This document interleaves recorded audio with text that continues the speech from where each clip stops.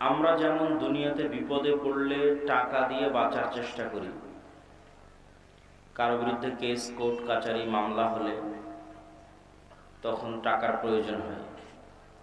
কেউ অ্যাক্সিডেন্ট করে মেডিকেল ক্লিনিকে গেলে টাকার প্রয়োজন হয়। একই অবস্থা মানুষের হবে কিয়ামতের মাঠে। কিয়ামতের মাঠেও মানুষ বিপদে পড়বে, তার বিরুদ্ধে মামলা মোকদ্দমা, কেস চলবে। কিন্তু কিয়ামতের মাঠেও মানুষ টাকা দিয়ে বাঁচতে পারবে, জরিমানা দিয়ে বেঁচে যাবে। আপনার বিরুদ্ধে কেউ মামলা করেছে, জজ সাহেব যেমন আপনার জন্য জরিমানা নির্ধারণ করে দিয়ে বেঁচে গেলেন, এরকম কিয়ামতের মাঠেও আপনি যে কোনো মামলা টাকা দিয়ে বের হয়ে আসতে পারবেন। কিন্তু কিয়ামতের মাঠে ইনস্ট্যান্ট টাকা নেওয়ার কোনো সুযোগ নেই। দুনিয়া থেকেই কোটি কোটি টাকার মালিক কিয়ামতের মাঠে হয়ে উঠতে হবে। দুনিয়াতে যেমন কোটি কোটি টাকার মালিক হওয়ার সুযোগ সুবিধা আছে, কিয়ামতের মাঠেও কোটি কোটি টাকার মালিক হওয়ার সুযোগ সুবিধা আছে।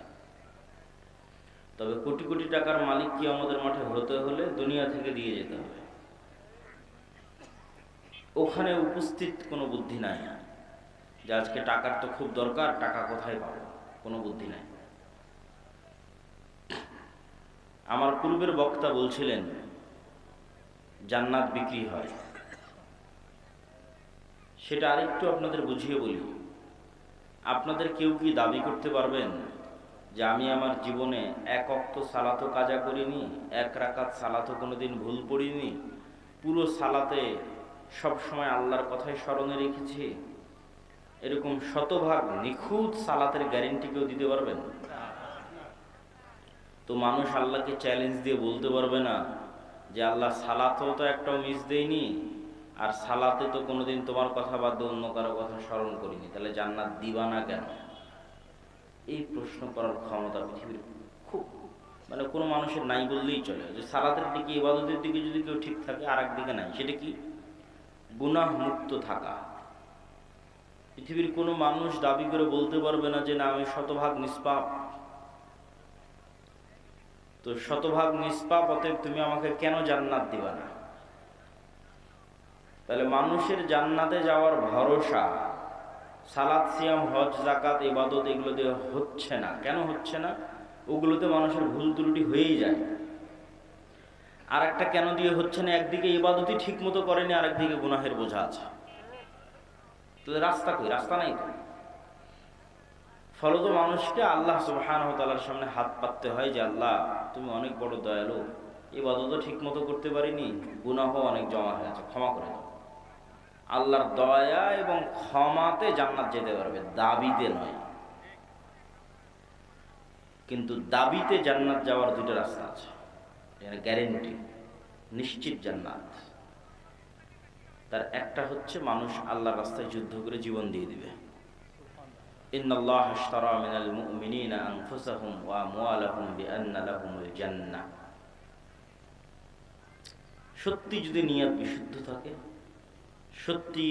সত্যিকার অর্থে যদি জিহাদে অংশগ্রহণ করে থাকে, বাড়ি থেকে বের হয়েছে কিন্তু আর ফিরে আসেনি, আল্লাহ সুবহানাহু ওয়া তাআলা তাকে শহীদ হিসেবে কবুল করেছে, তাহলে ও দাবিতে জান্নাতে যাবে। কারণ ওর রক্তের ফোঁটা পড়ার পূর্বে যা যা এই কমতিগুলো ছিল, ইবাদতের কমতি আর গুনাহ, সবগুলোর কাফফারা হিসেবে তার জীবনকে গ্রহণ করে নেওয়া হয়েছে।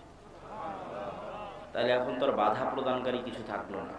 ও এখন, ওর কাছে জান্নাত এখন বিক্রি হয়ে গেছে। তো বিক্রি হওয়া জিনিসের উপর দাবি থাকে, এটা তো আমি কিনেছি, কে এখানে ঢুকতে বাধা দেবে? এটা আমার হাতে দলিল আছে, কেউ ঢুকতে বাধা দিতে পারবে না। ক্রয়কৃত জমিতে ঢুকতে কে বাধা দেবে? তো আপনি যেমন গুলশানে প্লট এবং ফ্ল্যাট কিনতেছেন, আল্লাহ সুবহানাহু ওয়া তাআলা বলছে আমি জান্নাতের প্লট আর ফ্ল্যাট সেল করতেছি, কে কিনবে? কেনার একটা রাস্তা জীবন দিয়ে দিতে হবে আল্লাহর রাস্তায়। কেনার আর একটা রাস্তা হচ্ছে টাকা দিয়ে কিনতে হবে। তাহলে কি হবে? টাকা দিয়ে আপনি ইবাদতে যা কমতি হয়েছে ওটাও রিকভার করতে পারবেন, গুনাহ যা হয়েছে তাও মেটাতে পারবেন, মানুষজন যা মামলা মোকদ্দমা নিয়ে আসবে তারও জরিমানা দিতে পারবেন। টাকা খুবই পাওয়ারফুল।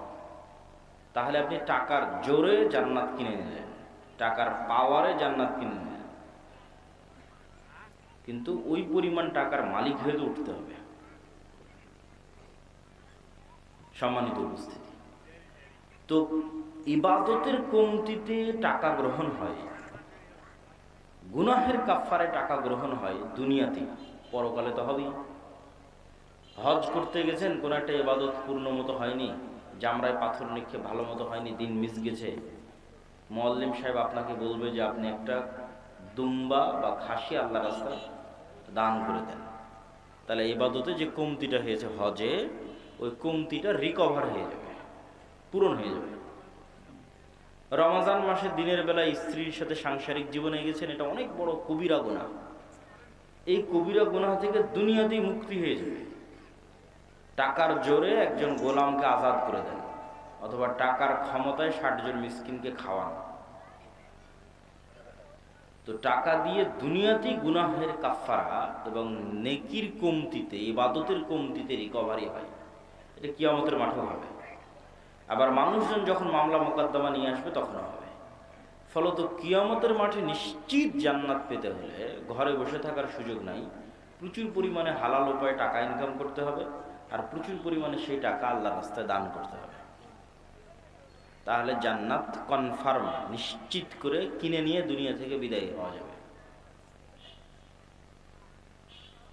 তো জান্নাত বিক্রি হয়, এটা বুঝালাম। গোলামি থেকে মুক্তির জন্য অর্থনৈতিক মুক্তি জরুরি, এটা কেন? রাসূলুল্লাহ সাল্লাল্লাহু আলাইহি ওয়াসাল্লাম যখন মক্কা থেকে হিজরত করে মদিনায় আসেন, তখন মদিনার সকল টাকা পয়সার মালিক ছিল ইহুদিরা। বাজার ঘাট সবকিছুর কেন্দ্র তাদের হাতে। এখন মদিনা সনদের চুক্তির ভিত্তিতে মুহাম্মদ সাল্লাল্লাহু আলাইহি ওয়াসাল্লাম মদিনা নামক রাষ্ট্রের প্রধানমন্ত্রী। এখন প্রধানমন্ত্রী আমি, কিন্তু টাকার কন্ট্রোল আমার হাতে নাই, তাহলে এই দেশ আমি চালাতে পারবো না, সম্ভব নয়। ওটাকে বলা হয় ঢাল নাই, তলোয়ার নাই, নিধিরাম সর্দার। নাম কাস্তে বসে আছে, কিন্তু ক্ষমতা প্রয়োগের মাধ্যম নাই। তো মুহাম্মদ সাল্লাল্লাহু আলাইহি ওয়াসাল্লাম খুব ভালোভাবে জানতেন যে মদিনার টাকার কন্ট্রোল যতক্ষণ আমার হাতে না আসবে, ততক্ষণ এই মদিনায় প্রকৃত শাসন তৈরি করা কঠিন আছে। ইহুদিদের কাছে নত থাকতে হবে।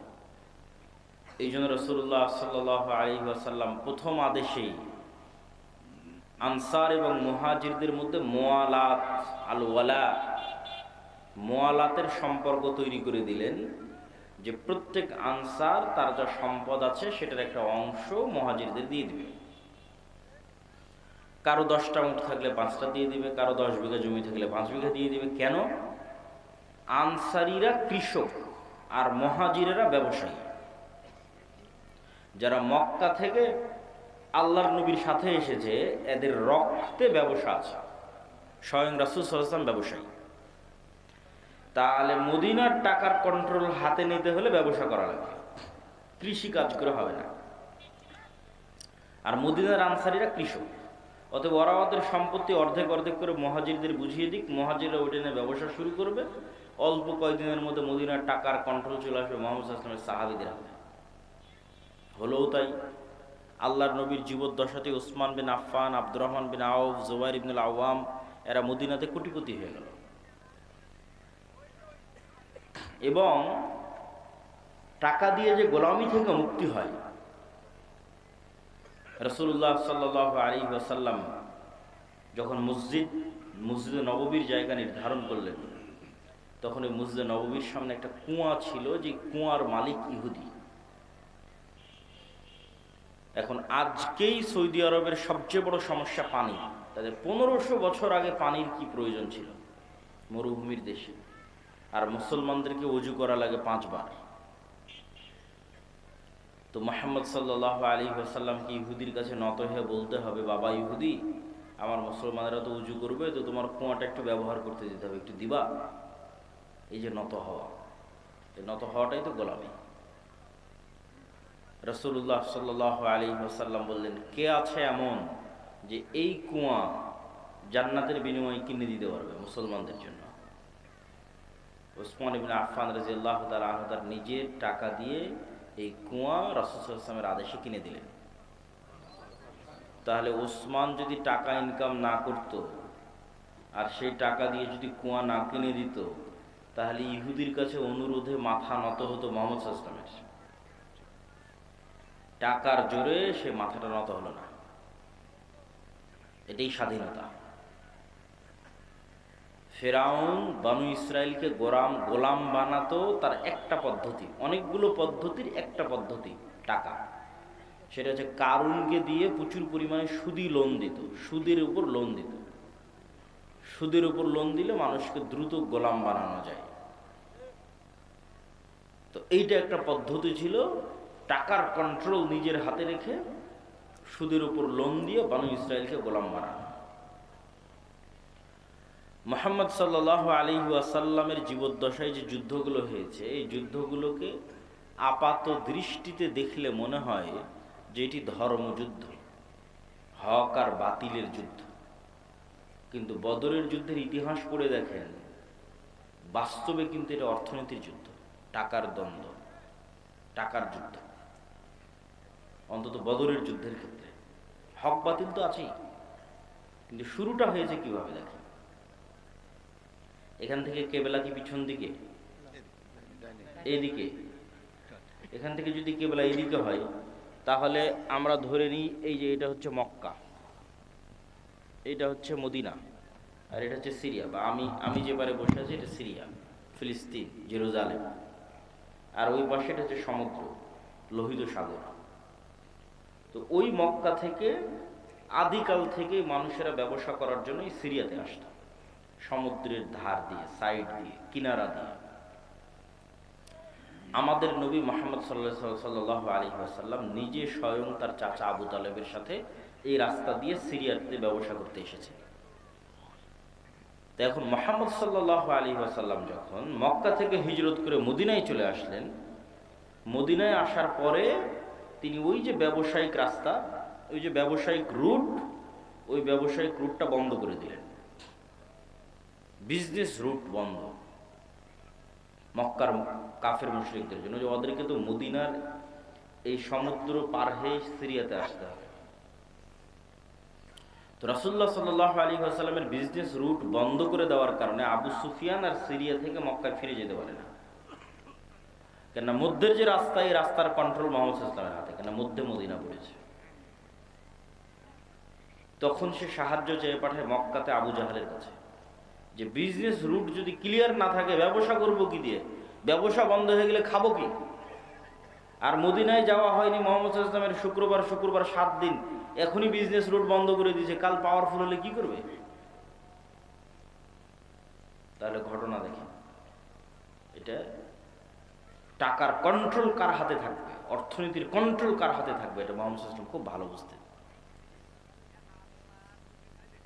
তখন যুদ্ধ হলো বদরের। এই জন্য বদরের যুদ্ধ মদিনার মধ্যে হয়নি, বদরের যুদ্ধ হচ্ছে সমুদ্রের ধারে, মদিনা থেকে 250-300 কিলোমিটার দূরে। এত দূর চলে গেছে রাসূল সাল্লাল্লাহু আলাইহি ওয়াসাল্লামের সাহাবীরা বিজনেস রুট বন্ধ করার জন্য, মদিনা থেকে 300 কিলোমিটার দূরে, সমুদ্রের ধারে। আপনাদের কারো যাওয়ার সুযোগ হলে দেখবেন যে মদিনা থেকে কত দূরে বদর, সমুদ্রের ধারে। তো সম্মানিত উপস্থিতি, টাকা অর্থনীতি গোলামি থেকে মুক্তির একটা মাধ্যম। দুঃখজনক হচ্ছে আজকের মুসলমানেরা, এটা আজকের মুসলমানদের যে স্বভাব এবং বৈশিষ্ট্য, এটা আজ থেকে 1400 বছর আগের মুসলমানদের স্বভাব এবং বৈশিষ্ট্য ছিল না। আল্লামা ইকবাল লিখেছেন, নাহি মাকাম কি খুগর তবিয়তে আজাদ, হাওয়ায়ে সাইরে মিসালে নসিম পয়দা কর। যে মুসলমানেরা কখনো এক দেশ, এক এলাকা, এক গ্রাম, এক কাজ, নির্ধারিত কোনো কিছুর কোনোদিন মুখাপেক্ষী ছিল না। মুসলমানেরা হচ্ছে সকালের প্রবাহিত বাতাসের মতো, যার কোনো বর্ডার নাই, যার কোনো সীমানা নেই। রাসূলুল্লাহ সাল্লাল্লাহু আলাইহি ওয়াসাল্লামের সাহাবীদের বেশিরভাগ 90% নিজ এলাকা, নিজ গ্রাম, নিজ দেশে মরেনি। কেন? নির্ধারিত কাজ, নির্ধারিত পেশা, নির্ধারিত দেশ নিয়ে কোনোদিন পড়ে থাকেনি, সকালের প্রবাহিত বাতাসের মতো। জীবিত কওমের আলামত এটাই যে তাদের সকাল এবং সন্ধ্যা পরিবর্তন হয়। আর মৃত কওমের আলামত এটাই যে তাদের সকাল এবং সন্ধ্যা এক থাকে। প্রতিদিন সকালবেলা উঠলাম, মাঠে গেলাম, কাজ করলাম, বাড়িতে আসলাম। প্রতিদিন সকালবেলা উঠলাম, অফিসে গেলাম, কাজ করলাম, বাড়িতে আসলাম। এই যে ডেইলি রুটিন সেম, এটা হচ্ছে মৃত জাতির আলামত। আর 1400 বছর আগের মুসলমানেরা মরু যাযাবর, বিদুইন। আজ এখানে 2 দিন, তো কাল গোবিন্দগঞ্জে 3 দিন, তারপরের দিন বগুড়া গাবতলীতে 5 দিন, তারপরের দিন ঢাকা, চলছেই তো চলছে। তারপরে দিল্লি, করাচি, আফগানিস্তান, প্রতিদিন সকাল সন্ধ্যা পরিবর্তন হচ্ছে। ব্যবসা করে বেড়াচ্ছে সারা পৃথিবী। ব্যবসার রাস্তা দিয়ে মুসলমানেরা দিন প্রচার করেছে। ভারতের কেরালা, বাংলাদেশের চট্টগ্রাম, ইন্দোনেশিয়া, মালয়েশিয়া সব ব্যবসার রাস্তা দিয়ে দিন গেছে। মুসলমানদেরকে চাকরি করা, গোলামি, নৌকরি, নৌকার, চাকর, এটা শিখিয়েছে ইউরোপিয়ানরা। মুসলমানদের গতি এটা ছিল না। মুসলমানদের গতি হচ্ছে টাকা ইনকাম করতে হবে, দিনের দাওয়াত দিতে হবে, ব্যবসা করতে হবে। এই জন্য দিনের কাজে অর্থের খুব প্রয়োজন। আজকের এই অনুষ্ঠান চলা অবস্থাতেও আপনারা এই প্রতিষ্ঠানে, এই উদ্যোগে দানে অংশগ্রহণ করবেন, এটা আপনাদের প্রতি উদাত্ত আহ্বান থাকবে। আল্লাহ কবুল করুক, বলেন আল্লাহ আমিন। তাহলে আমাদের বক্তব্যের বিষয়, মুসলমানেরা গোলামি থেকে বাঁচবে কিভাবে। তো শুরুই করলাম অর্থনৈতিক মুক্তি, গোলামি থেকে মুক্তির একটা রাস্তা। 2 নম্বর, শতভাগ তাওহীদ এবং শতভাগ ঈমান বিল গায়ব। ঈমান বিল গায়বে ইয়াকিন ছাড়া মুসলমানদের বাঁচার কোনো রাস্তা নাই। অন্তত 20% মানুষ লাগবে বাংলাদেশে যদি আমরা একটা পূর্ণাঙ্গ বিপ্লব চাই, যে বিপ্লবটা হবে ন্যায়, যে বিপ্লবটা হবে ইনসাফের, তাহলে অন্তত 20% মানুষ লাগবে, যে 20% মানুষ শতভাগ তাওহীদে বিশ্বাসী, শতভাগ ঈমান বিল গায়বে ইয়াকিন রাখে। শতভাগ তাওহীদ কি?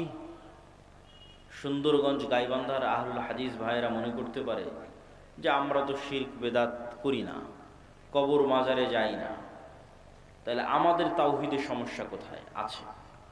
শতভাগ তাওহীদে খুব কম মানুষ বিশ্বাসী। যেমন এখানে অনেকেই আছেন যিনি কবরে মাজারে যান না, কিন্তু তিনি বিড়ি সিগারেটের নেশায় আসক্ত। তাহলে ওনার ইলাহ হচ্ছে বিড়ি সিগারেট। ইলাহাহু হাওয়া, মনের প্রবৃত্তি তার ইলাহ। সে আল্লাহর ইচ্ছার সামনে নিজের ইচ্ছাকে জবাই করতে পারেনি। আল্লাহর চাওয়া, আল্লাহর আদেশের সামনে নিজেকে পরিপূর্ণ আত্মসমর্পণ করতে পারেনি।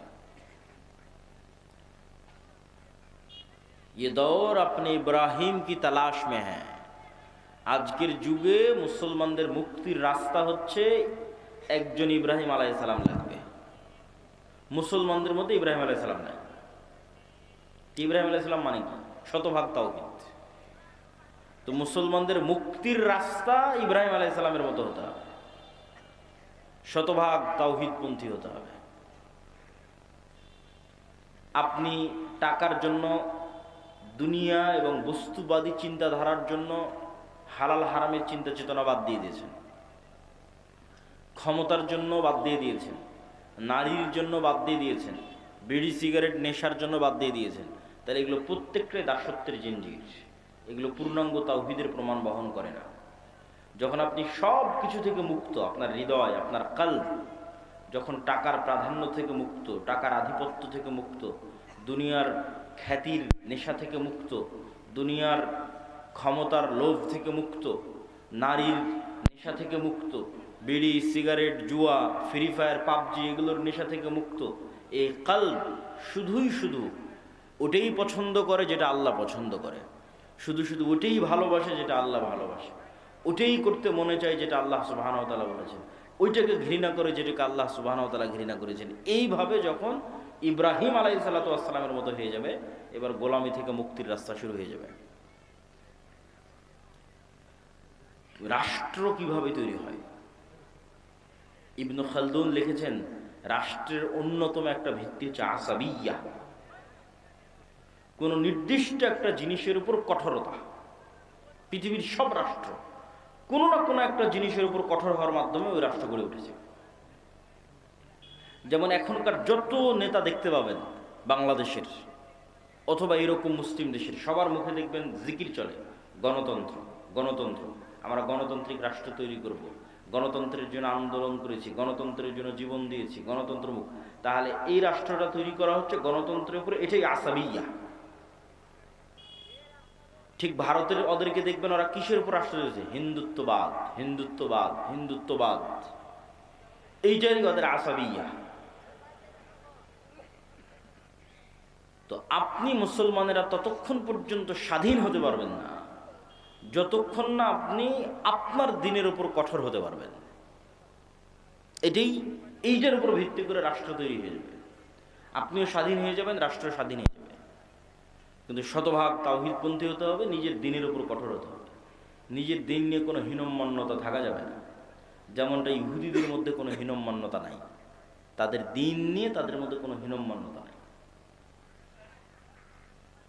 আপনাদের চেয়ে বেশি টুপি ইহুদিরা পরে, আপনাদের চেয়ে বেশি দাড়ি ইহুদিরা রাখে, শতকরা, সংখ্যায় নয়।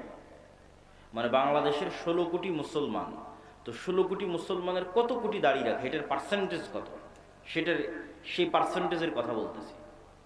এটা নয় যে না গুনলে তো দেখা যাবে যে 1 কোটি মানুষ দাড়ি রাখে, ইহুদির সংখ্যা তো 1 কোটি নয়। কিন্তু ইহুদির সংখ্যা যদি 10 লক্ষ হয় তো তার 9 লক্ষ দাড়ি রাখে। তাহলে বাংলাদেশের মুসলমানের সংখ্যা 16 কোটি হলে অন্তত 15 কোটিকে দাঁড়িয়ে রাখতে হতো, তাহলে বোঝা যাবে যে আপনি ইহুদির চেয়ে বিজয়ী। তো ইহুদিরা ওদের দিনের উপর কট্টর, শতভাগ কঠোর। পৃথিবীর কে কি বললো সেটা না পরোয়া করে না, কে সন্ত্রাসী বলবে, কে কি বলবে, এটার কোনো পরোয়া নেই। ওর ভাষা, ওর ল্যাঙ্গুয়েজ, ওর আদর্শ, ওর আকিদা, ওর দিনের উপর কঠোর হওয়ার মাধ্যমেই ওকে স্বাধীন হতে হবে, মুক্তি নিতে হবে, কোনো রাস্তা নেই। কিন্তু দুঃখজনক হচ্ছে যে আমরা মুসলমানেরা চিন্তা করি 47 এই দেশ তৈরি হলো ইসলামের উপর, ভারত তৈরি হলো সেকুলারিজমের উপর, আর সেই ভারতই 70 বছর পর কট্টর হিন্দুত্ববাদী হয়ে গেল। আর 70 বছর পর আমরা কি বলছি? যে আমরা সেকুলার, আমরা ধর্মনিরপেক্ষ, আমি অনেক ভালো, আমি মৌলবাদের সাথে নাই, আমি ইসলামের সাথে নাই। এটাই তো দাসত্ব, এটাই তো গোলামি। এই জন্য শতভাগ তাওহীদ ছাড়া, শতভাগ নিজের দিনের উপর কঠোর হওয়া ছাড়া গোলামি থেকে মুক্তির কোনো রাস্তা নেই। পয়েন্ট নাম্বার 2, ঈমান বিল গায়বে ইয়াকিন।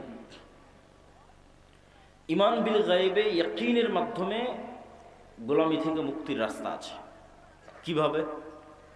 মনে করেন আজকে আপনারা আমাকে বাংলাদেশের ক্ষমতা দিয়ে দিলেন, বাংলাদেশের ক্ষমতায় যাওয়ার পর আমি কালকে ঘোষণা দিয়ে দিলাম এই দেশ শতভাগ ইসলামী রাষ্ট্র।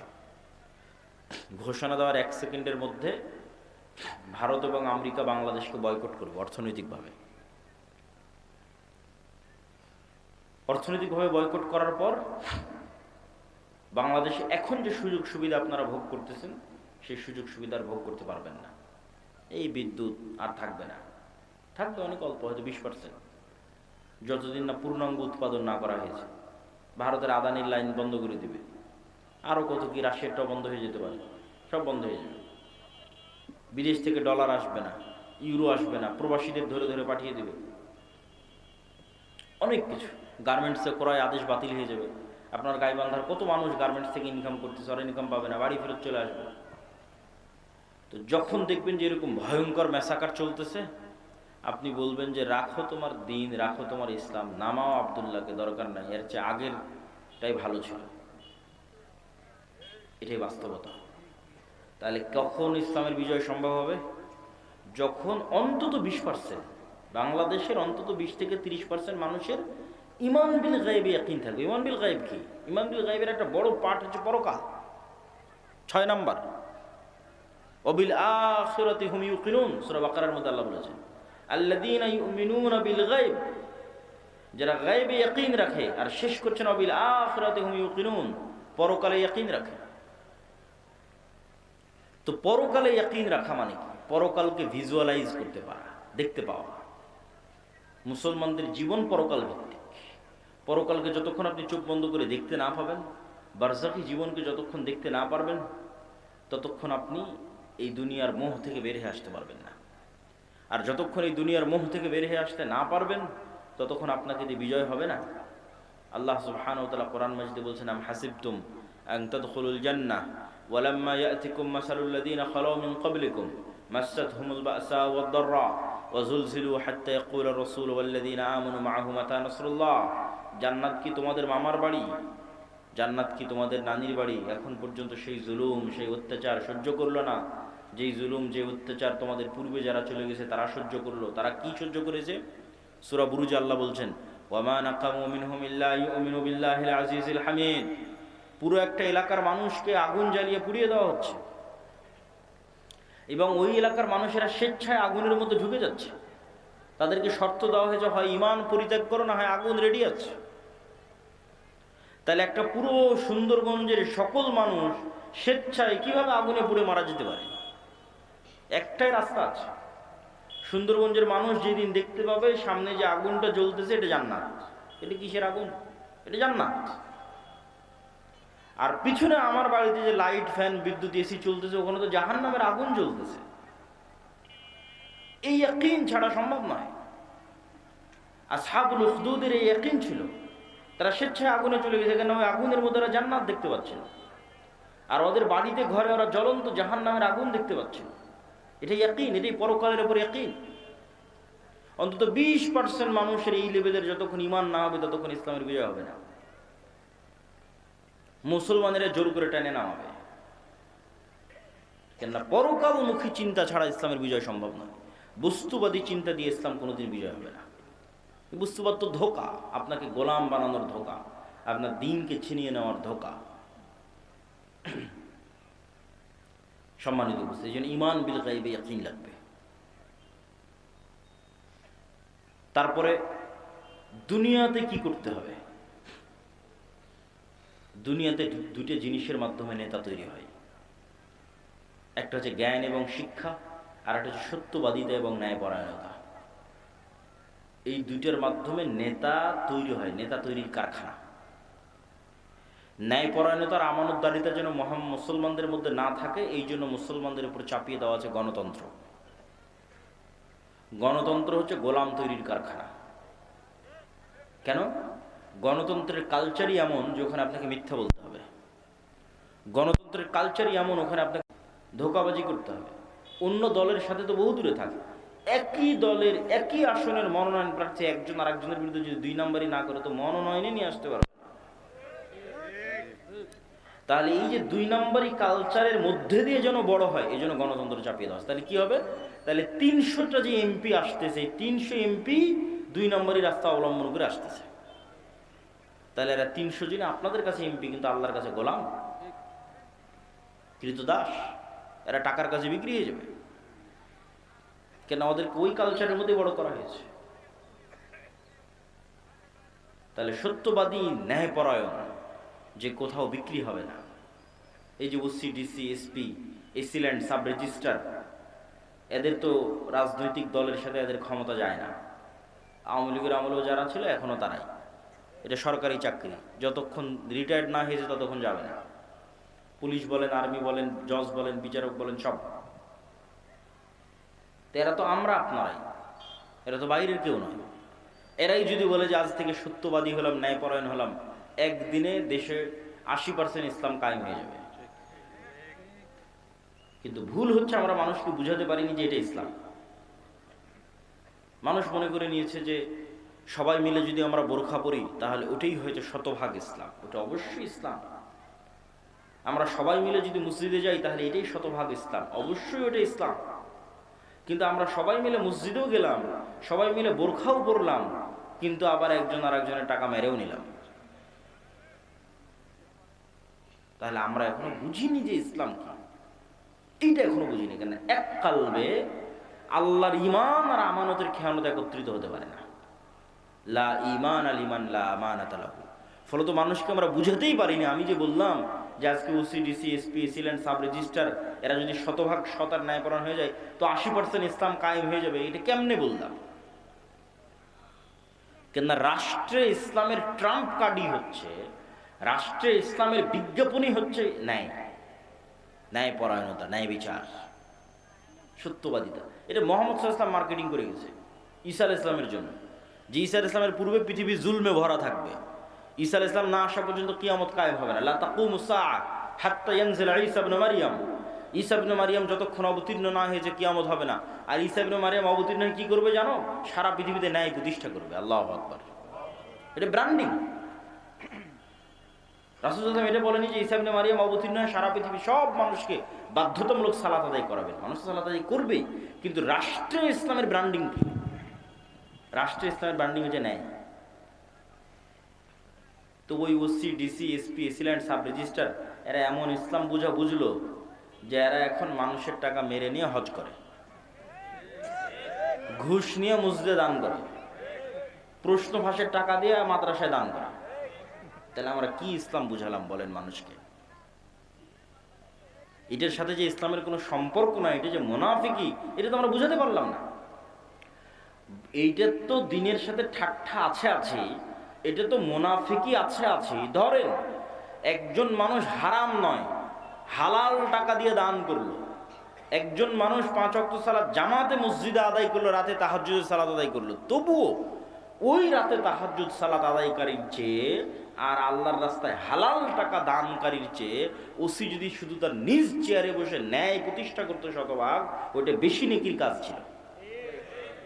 এইটাই তো বুঝাতে পারলাম না। এটা রাসূলের হাদিস, সাবআতু ইউযিল্লুহুমুল্লাহ ইয়াওমা লা যিল্লা ইল্লা যিল্লুহ। 7 শ্রেণীর মানুষকে আল্লাহ আরশের ছায়া দিবেন, তার 1 নম্বরে জায়গা দেওয়া আছে ন্যায়পরায়ণ, দায়িত্বশীল। বাকি নামাজি, দানকারী এদেরকে 2, 3, 4 জায়গা দেওয়া আছে। আর 1 নম্বরে জায়গা দেওয়া আছে যে নিজ দায়িত্বে শতভাগ ন্যায়পরায়ণ। তাহলে OC, DC, SP, AC land, sub registrar এদেরকে আমরা বুঝাতে পারলাম না যে তুমি তো যে পাগলামি করতেছো ওটা তো মুনাফিকি, ওটা তো করার দরকারই নাই। তুমি এই যে দায়িত্ব বসে আছো এটাই শতভাগ ন্যায়ের সাথে যদি তুমি পালন করতে পারো, তাহলে তুমি কি পালন করতেছো জানো? রব্বুল আলামিনের গুণে গুণান্বিত হচ্ছ। রব্বুল আলামিন আল্লাহ, তার সবচেয়ে বড় গুণ হচ্ছে তিনি ন্যায়পরায়ণ, জুলম করেন না। মানুষ হয়ে তুমি মানুষের উপর শতভাগ ন্যায় করতেছো, দিস ইজ এ মিরাকল।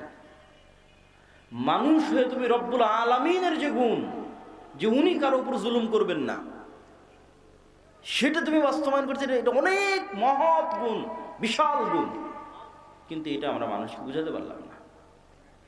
মানুষ যেন বের না হয়ে আসে, এই জন্য গণতন্ত্র।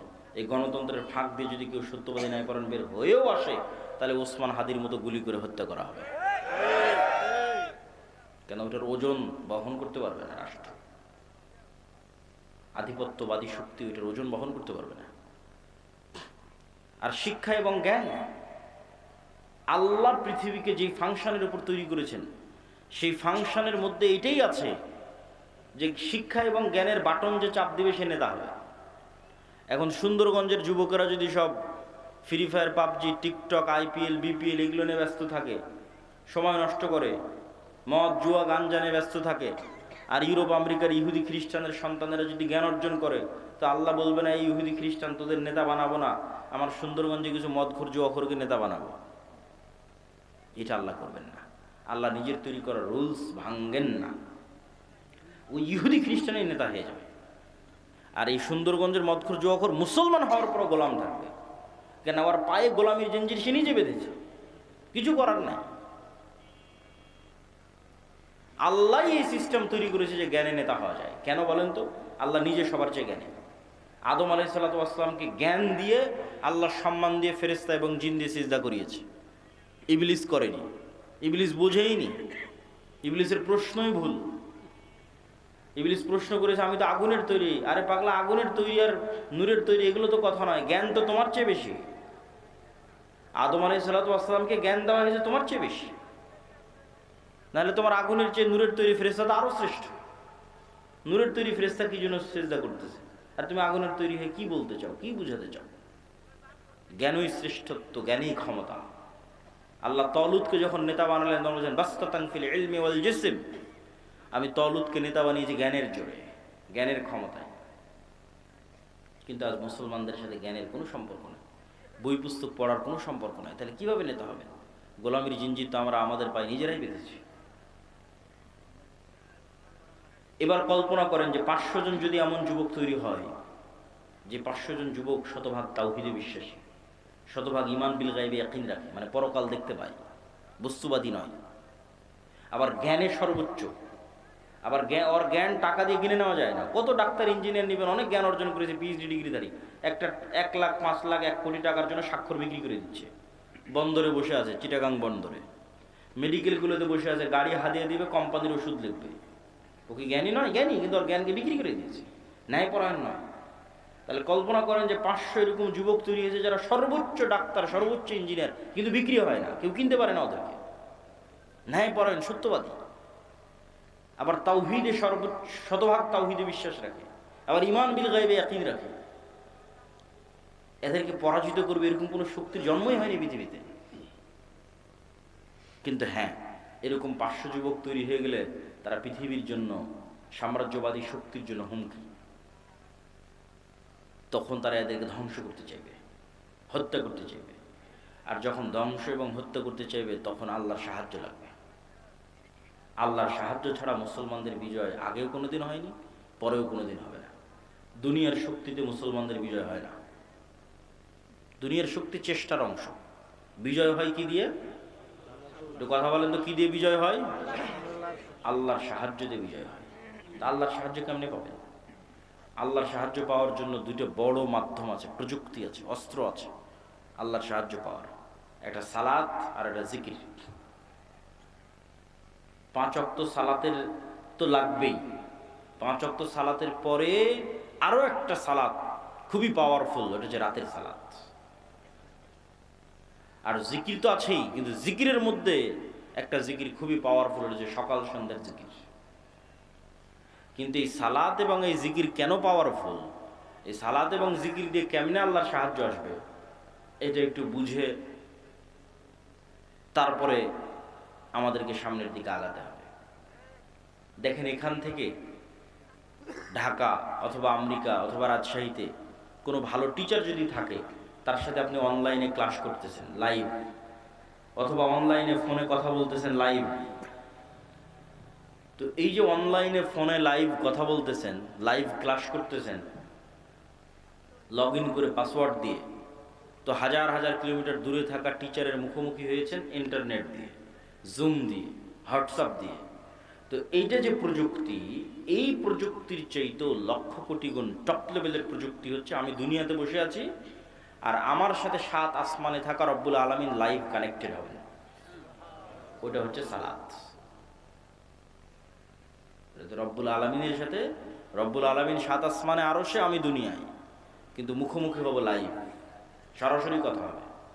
ওটার প্রযুক্তি সালাত, ওটার জন্য সালাতে দাঁড়াতে হবে, সিস্টেম ওইটা, ফরম্যাট ওইটা, যেটা আমার পূর্বের বক্তা বলছিলেন, যেটা গায়েবে নির্ধারিত ফরম্যাট, লাউহে মাহফুজে নির্ধারিত ফরম্যাট। সেম হুবহু ওই ফরম্যাট যখন আপনি ধারণ করবেন, কানেকশন তৈরি হয়ে গেছে। ফরম্যাটে উল্টাপাল্টা হয়ে গেলে কানেকশন হবে না, নেটওয়ার্ক কাজ করবে না, অ্যাক্টিভ হবে না, ফাংশন করবে না। এই জন্য ফরম্যাট হুবহু এরকমই থাকা লাগবে, যেমনটা লাউহে মাহফুজে, লাউহে মাহফুজ থেকে জিব্রাইল, জিব্রাইল থেকে মোহাম্মদ সাল্লাল্লাহু আলাইহি ওয়াসাল্লাম, মোহাম্মদ সাল্লাল্লাহু আলাইহি ওয়াসাল্লাম থেকে কোরআন এবং হাদিসে। তো কোরআন এবং হাদিসে যেভাবে ফরম্যাট দেওয়া আছে ওটাই হতে হবে। তাহলে ওই ফরম্যাট দিয়ে আপনি এখন জমিনে বসে থেকে রব্বুল আলামিনের সাথে কানেকশন হবে। ঠিক যেমন আমরা আমাদের মোবাইলের পাসওয়ার্ড ওপেন করতেছি ফিঙ্গারপ্রিন্ট দিয়ে, ফেস ভেরিফিকেশন দিয়ে। ওই ফেস ভেরিফিকেশন যখন নেয় তখন বলে ডানে তাকাও, বামে তাকাও, উপরে তাকাও, তাহলে পুরো ফেসটা নেয়, পুরো ফেসটা মোবাইলের কাছে থাকলো, পরে যখনই আমার ফেসটা দেখে চিনতে পারে, সাথে সাথে খুলে যায়। তো আজকের যুগে, আধুনিক যুগে অনেক দরজা আছে, দেখবেন ফিঙ্গারপ্রিন্ট দিয়ে দরজা ওপেন হয়। আচ্ছা, আমাদের গাড়ির চালক কি এসে পৌঁছেছে? পৌঁছেছে। তো দেখবেন যে ফিঙ্গারপ্রিন্ট দিয়ে দরজা ওপেন হয়, কার্ড পাঞ্চ করে দরজা ওপেন হয়। তো মনে করেন আমরা অত্যাধুনিক প্রযুক্তির একটা দরজার সামনে দাঁড়িয়ে আছি, যেই দরজা পাসওয়ার্ড অনেক কঠিন, প্রচুর ভ্যারাইটিস পাসওয়ার্ড। যেমন মোবাইলের পাসওয়ার্ড দেওয়ার সময় ওরা কী বলে যে শুধু ইংরেজি লিখিও না, সংখ্যা দাও, 1 2 3 4 দাও, 1 2 3 4 পরে হ্যাশ দাও, স্টার দাও, যত রকমের দিতে পারো তত পাসওয়ার্ড শক্ত। তো পাসওয়ার্ড অনেক শক্ত, নির্ধারিত সময়ে আসতে হবে, নির্ধারিত সময় ছাড়া কাজ করবে না। দরজা খুলবে না। নির্ধারিত সময় আসতে হবে, পবিত্র অবস্থায় আসতে হবে। পবিত্র হওয়ারও ফরম্যাট দেওয়া আছে। মানুষ বুঝতেছে না কী ব্যাপার, আমি পেশাব পায়খানা করলাম কিন্তু হাত কেন ধুচ্ছি? এটা তো গায়েবে নির্ধারিত ফরম্যাট, এটা তো প্রযুক্তি। পেশাব পায়খানা করে এসে মাথা কেন মাসাই করতেছি? তো লাউহে মাহফুজ এভাবে নির্ধারণ করা আছে, এইটা ওইটার সাথে মিলে যাবে। তখনই তো কানেকশন তৈরি হবে, তখনই তো যোগাযোগ তৈরি হবে। আসলে যখন আপনি নির্ধারিত সময় যখন পবিত্র অবস্থায় দাঁড়ালেন, এটা একটা ফরম্যাট, এর সাথে একটা আওয়াজ আছে, সাউন্ড আছে। আলহামদুলিল্লাহ রাব্বিল আলামিন আর রহমানির রহিম। রুকুতে যখন গেলেন, এটা একটা ফরম্যাট, ওর সাথে একটা সাউন্ড আছে, সুবহান রাব্বিল আযীম। সিজদায় গেলেন, ওর সাথে একটা সাউন্ড আছে, সুবহান রাব্বিল আলা। এই ফরম্যাট, সাউন্ড, দাঁড়ানো, সময়, নিয়াত, কালব কানেক্টেড, চোখ সিজদায়, সব যখন মিলে গেছে, তখন তো সামনের দরজা উন্মুক্ত হবে। ধরতে পেরেছে পরিপূর্ণভাবে, তখন আল্লাহর সাহায্যের দরজা উন্মুক্ত হবে, আল্লাহ সুবহানাহু ওয়া তাআলার রহমত পাওয়ার দরজা উন্মুক্ত হবে। এটাই সালাত। সালাত ছাড়া মুসলমানদের বাঁচার কোনো রাস্তা নাই। সালাত ছাড়া মুসলমানদের মুক্তির কোনো রাস্তা নাই। কেন? সাত আসমানের সাথে যোগাযোগই হবে না। 5 ওয়াক্ত সালাতে জেনে নেওয়ার নামই নাই, গন্তিতেই নাই, আল্লাহর কাউন্টের মধ্যেই নাই। তো অকিদে কি কাজ হবে? ওর ভোটেরও কোনো দাম নাই, ওর মিছিলেরও কোনো দাম নাই, ওর তাকবীরেরও কোনো দাম নাই, ভ্যালুলেস। 16 কোটি বেনামাজি ভোট দিয়ে যদি বলে ইসলাম বিজয় করবে, এটা মিথ্যা কথা। তা আল্লাহর খাতাতে নেই কিসের ইসলাম? তো 7 আসমানের সাথে যতক্ষণ সম্পর্ক না থাকছে, রব্বুল আলামিনের সাথে যতক্ষণ কানেকশন না থাকছে, ততক্ষণ এইটা দিয়ে আল্লাহ সুবহানাহু ওয়া তাআলার সাহায্য আসবে না, ইসলামেরও বিজয় হবে না। নিজের ব্যক্তি স্বার্থ আদায় হতে পারে, নিজের দুনিয়াবি কিছু লাভ লোকসান হতে পারে, ইসলামের নয়। এই জন্য সালাত ছাড়া কোনো রাস্তা নাই। মুসলমানকে সালাত আদায় করতেই হবে। এই জন্য রাসূলুল্লাহ সাল্লাল্লাহু আলাইহি ওয়াসাল্লাম সূর্যগ্রহণে সালাত, চন্দ্রগ্রহণে সালাত, বৃষ্টি প্রার্থনায় সালাত, যুদ্ধের মধ্যে সালাত। যুদ্ধের মধ্যে সবাই মিলে যুদ্ধ করলে তো যুদ্ধ আরো জমে। তা না করে বলছে সালাতের সময় হয়ে গেছে, অর্ধেক যুদ্ধ করো, অর্ধেক সালাত আদায় করো। কেন? তোমাদের এই যুদ্ধ সবাই মিলে যুদ্ধ করলে বিজয় হবে, ওই থিওরিতে এই যুদ্ধ চলে না। এটা যদি জিহাদ ফি সাবিলিল্লাহ হয়, জিততে হলে রব্বুল আলামিনের সাহায্য লাগবে। রব্বুল আলামিনের সাহায্য আসার জন্য ওই যে ফরম্যাটে দাঁড়াতে হবে, প্রযুক্তি ইউজ করতে হবে। তাহলে আসমান থেকে সাহায্য নামা শুরু করবে। আর আসমান থেকে সাহায্য না নামলে তোমাদের বিজয় হবে না। এই জন্য সালাত আদায় করা ছাড়া মুক্তির কোনো রাস্তা নেই। আর একটা বলেছি, জিকির। জিকির কেন পাওয়ারফুল? জিকির কেন শক্তিশালী? জিকির কেন পাওয়ারফুল, শক্তিশালী? এটা বুঝতে হলে আপনাকে বুঝতে হবে শব্দ, আওয়াজ, বাক্য কেন শক্তিশালী। আজকে আমরা যে বিশ্বে দাঁড়িয়ে আছি, এই বিশ্বটা আধুনিক সভ্যতা দাঁড়িয়ে আছে যে আমি আব্দুল্লাহ এখান থেকে বলবো, আমার এই আওয়াজটা মোবাইলে ক্যাপচার করবে, মোবাইল থেকে নেটওয়ার্কে দিবে, দিয়ে এখন আমার কথা এখন আমেরিকাতে বাজতেছে। এ কেমনে আমেরিকা গেল? এটা আলোর মধ্যে দিয়ে আমার কথা ট্রান্সফার হয়ে যাচ্ছে। আমার চেহারা, ছবি, ভিডিও আলোর মধ্যে দিয়ে ট্রান্সফার হয়ে যাচ্ছে। এটা পৃথিবী যেদিন থেকে সৃষ্টি হয়েছে ওই দিন থেকেই হয়, মানুষ জানতো না। এই গায়েব আল্লাহ উন্মোচন করেছে 50 বছর 60 বছর হচ্ছে মানুষের জন্য। তো এটার উপরে এই আধুনিক সভ্যতা টিকে আছে। কিন্তু এই আধুনিক সভ্যতার চেয়ে পাওয়ারফুল অত্যাধুনিক প্রযুক্তি হচ্ছে শব্দভিত্তিক, আওয়াজ ভিত্তিক প্রযুক্তি। কিন্তু ওর ধারে কাছে বিজ্ঞানীরা নাই। বিজ্ঞানীদের ওই লেভেল পর্যন্ত জ্ঞান পৌঁছেনি। কিন্তু ওই লেভেল পর্যন্ত কিছু জ্ঞান আল্লাহ আবার সুলাইমান আলাইহিস সালামকে দিয়েছিলেন। বলেন আল্লাহু আকবার। তাহলে সুলাইমান আলাইহিস সালাম আজ থেকে 1000 বছর আগে কোন লেভেলের জ্ঞান অর্জন করেছিল? যেমন আমার এখানে যদি একজন চাইনিজ বসে থাকে, ও আমার একটা কথা বুঝতে পারবে, খালি আওয়াজ ওর কানে যাবে। কি যাবে? আওয়াজ। তো এটা এক ধরনের আওয়াজ। আমি যে বাংলা বলতেছি, this is one kind of sound, এটা একটা ধরনের আওয়াজ। আপনি বুঝতেছেন, আর একজন বুঝে না। ঠিক এখানে এসে একটা চাইনিজ যদি বক্তব্য দেয়, আপনি খালি আওয়াজই শুনতে হবে। কি যে আওয়াজ, তো অর্থ জানি না। তাহলে অবশ্যই এই ধরনের কোন একটা আওয়াজের সিস্টেম আছে, ফরম্যাট আছে, যেটা আপনি উচ্চারণ করলে গরুতে বুঝে নেবে যে কি বললো। বলেন আল্লাহু আকবার। ওইটা আমাদের ব্রেনে আল্লাহ দেয়নি, ওটা সুলাইমান আলাইহিস সালামকে দিয়েছে। কোন বাক্য, কোন আওয়াজ উচ্চারণ করলে আমি পিঁপড়াকে বলতে পারবো, পিঁপড়া তুমি ডানে যাও, এটার একটা আওয়াজ আছে। এই আওয়াজের জ্ঞান আল্লাহ কাকে দিয়েছিল? বলেন না যে কাকে দিয়েছিল? সুলাইমান আলাইহিস সালামকে দিয়েছিল। এটা সবচেয়ে অত্যাধুনিক প্রযুক্তি।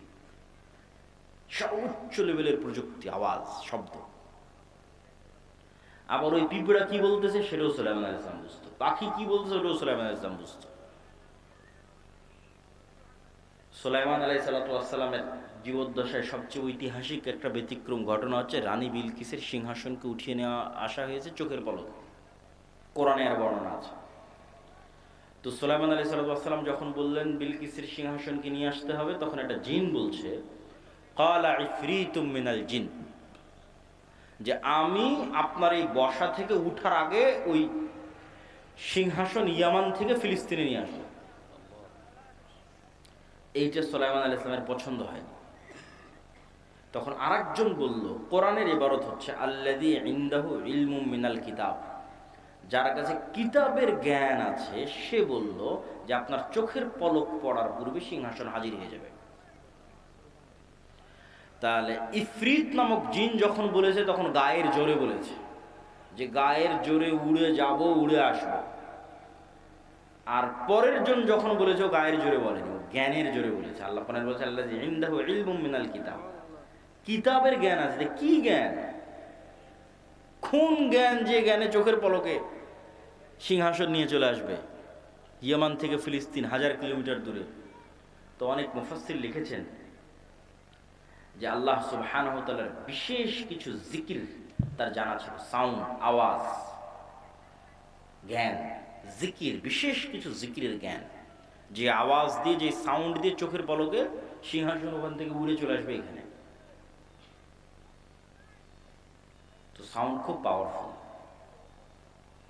এই জন্য আল্লাহ সুবহানাহু ওয়া তাআলা পৃথিবী ধ্বংসর সিস্টেম নির্ধারণ করেছেন সাউন্ড। যে ইসরাফিল বাঁশিতে ফু দিবে, আওয়াজ তৈরি হবে, আওয়াজে সূর্য চন্দ্র নক্ষত্র সব ভেঙে চূর্ণ বিচূর্ণ হয়ে যাবে, আওয়াজ। মানুষ, ফেরেশতা, জিন সব মরে যখন সাফ, কুল্লু মান আলাইহা ফান ওয়া ইয়াবকা ওয়াজহু রাব্বিকা যুল জালালি ওয়াল ইকরাম, তখন আল্লাহ যদি পুনরুজ্জীবন করতে চাই, ইসরাফিলকে আবার নতুন করে সৃষ্টি করে ইসরাফিলের মুখে বাঁশি দিয়ে আওয়াজ দিতে বলবে, আওয়াজে সব কবর থেকে বের হয়ে আসবে। তাহলে ধ্বংসের সিস্টেম আওয়াজ, পুনরুত্থানের সিস্টেম আওয়াজ। এটা টপ লেভেলের প্রযুক্তি, আওয়াজ। এই জন্য মুসা আলাইহিস সালামকে যে লাঠি দেওয়া হয়েছে, মুসা আলাইহিস সালামের যে মুজিজার পাথর ছিল, যেটাতে আঘাত করে বৃষ্টি তৈরি, ঝর্ণা তৈরি হয়েছিল, যে পাথর আর লাঠি বানু ইসরায়েলরা বহন করত তাবুত নাম দিয়ে, কোরআনে আছে তাবুতের কথা, আর সাকিনা, তাবুত। ওরা সব যুদ্ধ ওটা নিয়ে যেত, ওটার বরকতে ওদের বিজয় হয়ে যেত। ওইটা ওরা হারিয়ে ফেলেছে। ওরা মনে করছে এই তাবুত জেরুজালেমের মসজিদে আকসার মাটির নিচে আছে। তো ওদের ওই তাবুতের চেয়েও, মুসা আলাইহিস সালামের লাঠির চেয়েও, মুসা আলাইহিস সালামের হাতের মুজিজার চেয়েও, ঈসা আলাইহিস সালামের মৃত্যুকে জীবিত করার চেয়েও পাওয়ারফুল জিনিস মুসলমানদের কাছে আছে। সেটা হচ্ছে সরাসরি আল্লাহর আওয়াজ, কোরআন। বলেন আল্লাহু আকবার। কোরআন সরাসরি আল্লাহর আওয়াজ, আল্লাহর সাউন্ড, আল্লাহর শব্দ, আল্লাহর বাক্য, যেটা জিবরাইল হয়ে মুহাম্মদ সাল্লাল্লাহু আলাইহি ওয়াসাল্লাম হয়ে আমাদের পর্যন্ত এসেছে। এই জন্য কোরআন তেলাওয়াত বিশুদ্ধ হতে হবে, যাতে হুবহু মুহাম্মদ সাল্লাল্লাহু আলাইহি ওয়াসাল্লামের মতো হয়। ফরম্যাট মিলবে, তখন বেশি কাজ করবে, এবং ওইভাবে ওই লেভেলের আরবি বুঝতে হবে। এটাই মুসলমানদের সবচেয়ে বড় সম্পদ, সবচেয়ে বড় প্রযুক্তি, যার সামনে পৃথিবীর কোনো শক্তি টিকতে পারবে না। কেন? এটা সরাসরি আল্লাহর আওয়াজ, আল্লাহর শব্দ। আর সবচেয়ে পাওয়ারফুল হচ্ছে শব্দ, সবচেয়ে পাওয়ারফুল হচ্ছে আওয়াজ। এই জন্য শ্রেষ্ঠতম জিকির হচ্ছে পবিত্র কোরআন। আফজালু যিকর তিলাওয়াতুল কোরআন, শ্রেষ্ঠতম জিকির কোরআন তেলাওয়াত করা। কিন্তু সেই কোরআন শিখে কে, পড়ে কে, বুঝে কে, জানে কে? কোরআনের যা অবস্থা আমাদের বাড়িতে ঘরে, আমাদের তা অবস্থা পৃথিবীতে। এভাবেই ভাগ্য নির্ধারণ করা আছে। তো জিকিরের কথা বলতে গিয়ে আর দুটো পয়েন্ট বলবো, যে জিকির কেন গুরুত্বপূর্ণ, কেন শক্তিশালী, কেন পাওয়ারফুল। পৃথিবীর এমন কোনো অসম্ভব নাই যা সম্ভব করা যাবে না জিকির দিয়ে। তবে তার আগে, জিকিরের উপর গুরুত্বপূর্ণ দুটো পয়েন্ট উল্লেখ করার আগে জরুরি 2 মিনিট কথা। এই যে আজ সুন্দরগঞ্জে সম্ভবত আমি আজকে প্রথম এসেছি নাকি? তো এই যে এত চেষ্টার পর, এত পরিশ্রমের পর প্রথম আসলাম, এই আশা যদি শেষ হয় তাহলে আর কোনো অর্থ থাকে না। কিন্তু বাংলাদেশের যত উপজেলা, 600 উপজেলায় একবার করে গেলে 2 বছর লাগবে, তাও যদি প্রতিদিন প্রোগ্রাম করা হয় তাহলে। আর যদি মাত্র সিজনের 2-3 মাস প্রোগ্রাম করা হয় তাহলে 5 বছর লাগবে সব উপজেলায় যেতে। তাহলে আপনাদের সাথে আমাদের যোগাযোগ থাকবে কিভাবে? যোগাযোগ থাকার মাধ্যম হচ্ছে মাসিক আল ইতিসাম। যোগাযোগ থাকার মাধ্যম হচ্ছে এই যে আজকে যে আলোচনা করলাম, এটা পুরোটাই এই বইয়ে লেখা আছে, আল্লাহর পথে যাত্রা। এটা সব দাওয়াত সেন্টার, মসজিদ, মাদ্রাসা, স্কুল, কলেজে রেখে প্রতি সপ্তাহে অন্তত একদিন 1-2 পৃষ্ঠা করে পাঠচক্র করতে হবে। এটা মুসলমানদের মুক্তির রোডম্যাপ হিসেবে লেখা 1 নাম্বার বই। 2 নাম্বার আর একটা বই আসবে পূর্ণাঙ্গ বিপ্লবের জন্য, যে একদল মুসলমান প্রস্তুত হবে তারা কি করবে, কি কাজ তাদের, সেটাকে দার্শনিক অ্যাঙ্গেল থেকে, ভিন্ন অ্যাঙ্গেল থেকে, পবিত্র কোরআন এবং হাদিসের মাধ্যমে, দলিলের মাধ্যমে গায়েবের বিষয়গুলোর উপর ফোকাস দিয়ে লেখা আছে। শয়তান, ফেরেশতা, রূহ, নফস, ঈমান বিল গায়েব, জিকির, সালাত, এগুলোর উপর ফোকাস দিয়ে লেখা আছে। তো আমাদের বই পুস্তক এবং মাসিক আল ইতিসাম এগুলো আপনাদের সাথে, আমাদের সাথে আপনাদের স্থায়ী সম্পর্ক ধরে রাখবে। 2 নম্বর হচ্ছে মক্তব। বুড়া মানুষদের বিপ্লব হবে না, না, বেশিরভাগই বৃদ্ধ মানুষ বসে আছে। বিপ্লবের জন্য নতুন প্রজন্ম লাগবে। এই নতুন প্রজন্মকে কোথায় পাবে? মাদ্রাসায় আছে 2% করে, মাদ্রাসায় আসে 2%। সারা বাংলাদেশের যত স্টুডেন্ট 2% মাদ্রাসা। তাহলে 98% স্টুডেন্টকে ধরতে হলে মসজিদে যেতে হবে। প্রত্যেক গ্রামের মসজিদে ওই এলাকার শতভাগ মুসলমানের সন্তানকে মক্তবে নিয়ে আসতে হবে। এটাই আন্দোলন, এটাই মুভমেন্ট। এরাই ভবিষ্যৎ সিডিসি এসপি হবে। এদের মাথার মধ্যে ছোটবেলায় এই আকীদা, এই বিশ্বাসগুলো দিয়ে দিতে হবে। যাদের কাজ কি, সত্যবাদিতা, ন্যায়পরায়ণতা কি, শিক্ষা জ্ঞান কি, শতভাগ তাওহীদ কি, ঈমান বিল গায়বি ইয়াকিন কি। এই জন্য মক্তব লাগবে। মক্তবের সিলেবাস আমারই লেখা, আমাদের দাওয়ালিল্লাহর যে মক্তব চলে, উসমানী কায়দা আছে, আদর্শ শিক্ষা আছে, তালিমউদ্দিন আছে। প্রায় 700 মসজিদের উপর মসজিদের ইমামেরা আমাদের কাছে ট্রেনিং নিয়েছে, এবং আমার ধারণা যারা ট্রেনিং নিয়েছে তারা আগের চেয়ে এখন ভালো পড়ায় এবং বাচ্চাদেরকে ভালো শেখায়, আলহামদুলিল্লাহ। এই সকল মক্তবের উপর একটা আমাদের প্রতিযোগিতা আয়োজন হচ্ছে এনটিভিতে, যেটা তো অনেক খরচ। মক্তবের স্টুডেন্টরা টিভিতে যাবে, সেই উদ্যোগে এই অনুষ্ঠান আয়োজন হচ্ছে। তো অত্র অঞ্চল, পুরো সুন্দরগঞ্জ আশপাশে যত বেশি পারা যায় মক্তবের শিক্ষকদের ট্রেনিং দেওয়ানো, এটা আপনাদের কাজ। যাতায়াত খরচও লাগে না, থাকা খাওয়া লাগে না। 3 নাম্বার হচ্ছে যে দিনী প্রতিষ্ঠানগুলো হবে, সেই দিনী প্রতিষ্ঠানগুলোকে জামিয়া সালাফিয়ার সাথে অধিভুক্ত করা। এইটার মাধ্যমে আমাদের সাথে আপনাদের সম্পর্ক তৈরি হবে। এটা বলে এবার জিকিরের যে 2টা পয়েন্ট, সেই 2টা পয়েন্টের দিকে আগায়। মেয়েদের কথা বলা হয়েছে, যে মেয়েরা আজকের অনুষ্ঠানে আছে, তাদের উদ্দেশ্য করে কিছু বলা যায় কিনা। আমার বক্তব্যের যেটা মূল বিষয় ছিল ন্যায়পরায়ণতা এবং সত্যবাদিতা, গোলামি থেকে মুক্তির জন্য। এটা অনেকেই যদি মনে করে শুধু ছেলেদের কাজ, এটার অনেক অংশ মেয়েদের সাথে জড়িত আছে। কিভাবে? এই যে আপনারা যারা এখানে উপস্থিত আছেন, নিজ বাপের সম্পত্তিতে নিজ বোনকে ন্যায়ের সাথে সম্পদ দিয়েছেন? যদি দিয়ে থাকেন, নেতা হবেন, আপনার ছেলেরা নেতা হবে। যদি না দিয়ে থাকেন, আপনি গোলাম, আপনার পরবর্তী 14 প্রজন্ম গোলাম। এটাই গোলামির স্বভাব। ধোঁকা দেওয়া, ন্যায় প্রতিষ্ঠা না করা, এটাই গোলামির স্বভাব। তাহলে মা এবং বোনকে তাদের সম্পত্তি ন্যায়ের ভিত্তিতে বন্টন করতে হবে। ঠিক মা এবং বোনকে চিন্তা করতে হবে, আমি কি আমার শাশুড়ির সাথে ন্যায় করতেছি? শাশুড়িকে চিন্তা করতে হবে, আমি কি আমার স্ত্রীর সাথে ন্যায় করতেছি? এই এক চিন্তাতে সমাজ ঠিক হয়ে যাবে। এক চিন্তাতে একদিনে সমাজ সংশোধন হয়ে যাবে। যদি ন্যায়, ইনসাফ, অন্যায় করা যাবে। ওটা আসল ইসলাম, ওটা প্রকৃত ইসলাম। ওটা আগে, ওটাতে ফেঁসে গেলে কিয়ামতের মাঠে বেশি ফেঁসে যাবে। কেন? আল্লাহ ওটা ক্ষমা করবে না, ওটা মানুষের সাথে সম্পৃক্ত। অন্যগুলো তো আল্লাহর কাছে ক্ষমা চাইলে আল্লাহ ক্ষমা করে দেবে। তো মা এবং বোনদের ক্ষেত্রেও আজকের আমাদের আলোচনা পরিপূর্ণরূপে প্রযোজ্য। জিকির, জিকিরের ক্ষেত্রে যে 2টা পয়েন্ট বাকি আছে। মুসা আলাইহিস সালাতু ওয়াস সালামকে আল্লাহ সুবহানাহু ওয়া তাআলা বললেন যে, মুসা, তোমাকে লাঠি দিলাম, জিহ্বা তোতলা ছিল, ভালো করে দিলাম, ভাইকে সহযোগী হিসেবে দিলাম। তো এখন তুমি রওনা দাও, তবে একটা কথা মনে রাখো, ওয়ালা তানিয়া ফি জিক্রি। জিকির করতে যদি ভুলে যাও, সব ডিঅ্যাক্টিভেট হয়ে যাবে। যা ফাংশন দিয়েছি ধরেন মুসা আলাইহিস সালাতু ওয়াস সালাম এক সপ্তাহ থেকে নামাজও পড়ে না, জিকিরও করে না, ধরেন কথার কথা বলতেছি। তার মানে মুসা আলাইহিস সালামের কালব আল্লাহর সাথে কানেক্টেড নাই। সালাতের প্রযুক্তিও ব্যবহার করেনি, জিকিরের প্রযুক্তিও ব্যবহার করেনি, কালব রব্বুল আলামিনের সাথে কানেক্টেড হতে পারেনি। এখন যদি ওই লাঠি 1000 ছাড়ে জীবনে সাফ হবে না, ও ডিঅ্যাক্টিভেট হয়ে গেছে। সমুদ্রের মধ্যে মারলে রাস্তা তৈরি হবে না। যেভাবে তোমাদের ফেসবুক কর্তৃপক্ষ মেটা ডিঅ্যাক্টিভেট করে দেয়, ডিঅ্যাক্টিভেট হয়ে গেছে। ওটা তখনই কাজ করবে যখন মুসা আলাইহিস সালামের কালব রব্বুল আলামিনের সাথে কানেক্টেড, সালাত এবং জিকির এই দুটো দিয়ে।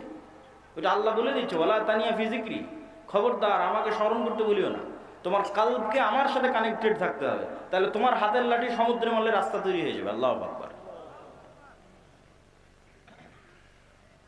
এই জন্য জিকিরের কোনো বিকল্প নাই। দোয়াতে নিজের প্রয়োজন বেশি থাকে, যে আল্লাহ আমাকে এটা দাও, টাকা পয়সা দাও, ছেলেকে A+ দাও, মেয়ের ভালো পাত্রে বিবাহ দিয়ে দাও, ধন সম্পদ দাও, আল্লাহ দ্রুত বিয়ের ব্যবস্থা করে দাও, কত রকমের সব নিজের প্রয়োজনের দোয়া দিয়ে ভরা। মানুষ দোয়া করবে, আল্লাহ পছন্দ করে, কোনো সমস্যা নেই। কিন্তু জিকিরে নিজের প্রয়োজন থাকে না। জিকির শুধু আল্লাহর বড়ত্ব, আল্লাহর মহত্ব, আল্লাহর গুণগান, আল্লাহর পবিত্রতা, আল্লাহর শ্রেষ্ঠত্ব, বান্দার কোনো স্বার্থ নাই। জিকির ফেরেশতাদের ইবাদত, জিকির আমার আশেপাশে যা আছে সবগুলোর ইবাদত। আল্লাহ সুবহানাহু ওয়া তাআলা বলছেন, এটা একটা গায়েবের নিউজ। এটাতে বক্তব্যের শেষের দিকে চলে যাব। ইউসাব্বিহু লিল্লাহি মা ফিস সামাওয়াতি ওয়া মা ফিল আরদ, আসমান জমি এবং তার মধ্যে যা কিছু আছে, এই প্যান্ডেল, ওই টিস্যু, এই গায়ের জামা, ওই মোবাইল ক্যামেরা, এই মাটি, সব 24 ঘন্টা তাসবিহ পড়তেছে। আল্লাহু আকবার। এই তাসবিহ পড়ার আওয়াজ আছে, আমি এমনি বলি না, আওয়াজ সবচেয়ে পাওয়ারফুল। আপনি পিঁপড়া চলার আওয়াজ যেমন শুনতে পান না, এটাও শুনতে পান না, কিন্তু এই পিঁপড়া চলার আওয়াজ ঠিকই হাতি শুনতে পায়, আল্লাহর অন্য প্রাণী শুনতে পায়, আপনি পান না, কিন্তু আওয়াজ হচ্ছে। আমাদের এই গায়ের এই জামা আওয়াজ করে করে তাসবিহ পড়তেছে। শুধু কি এটা ভয়ঙ্কর না, এর চেয়ে বড় ভয়ঙ্কর হচ্ছে আমরা যখন তাসবিহ পড়ি তখন এরা বুঝে। রাসূলুল্লাহ সাল্লাল্লাহু আলাইহি ওয়াসাল্লাম বলেন, মুয়াজ্জিন যখন আজান দেয়, আর আজানের আওয়াজ যতদূর পর্যন্ত যায়, জীবজন্তু, জড়বস্তু, জড় পদাঙ্গ, পঙ্গপাল সব এই আওয়াজ বুঝে এবং এই আওয়াজের পক্ষে কিয়ামতের মাঠে সাক্ষী দিবে। তাহলে চারপাশের জীবজন্তু, সৃষ্টিজীবের ইবাদত হচ্ছে তাসবিহ, জিকির। ফেরেশতার ইবাদত তাসবিহ, জিকির। তাহলে এবার আপনিও যখন সকাল সন্ধ্যা জিকির করবেন, তাসবিহ পাঠ করবেন, তখন আপনার জন্য পৃথিবীর সবকিছু সহজ হয়ে যাবে। 5 ওয়াক্ত সালাত, রাতের সালাত এবং সকাল সন্ধ্যের জিকির মুসলমানদের সবচেয়ে বড় অস্ত্র। আর এই পবিত্র কোরআন, আল্লাহর সাহায্য আসমান থেকে জমিনে নামিয়ে আনার জন্য। এটা ছাড়া ওই যে আপনি শতভাগ তাওহীদে বিশ্বাসী, শতভাগ ঈমান বিল গায়বে ইয়াকিন রাখেন, বিশাল জ্ঞান অর্জন করেছেন, সত্যবাদিতা, ন্যায়পরায়ণতা প্রতিষ্ঠা করতে যাবেন, তো বহির্বিশ্ব তো আপনাকে বাঁচিয়ে রাখবে না, মারবে। তখন তো আপনার আল্লাহর সাহায্য লাগবে, তখন কি করবেন? দুনিয়ার শক্তিতে বিজয় অর্জন করতে পারবেন না। এই জন্য আগে থেকেই আল্লাহ সুবহানাহু ওয়া তাআলার সাথে সম্পর্ক লাগবে। এই জন্য সালাত লাগবে, রাতের সালাত লাগবে, সকাল সন্ধ্যার জিকির লাগবে।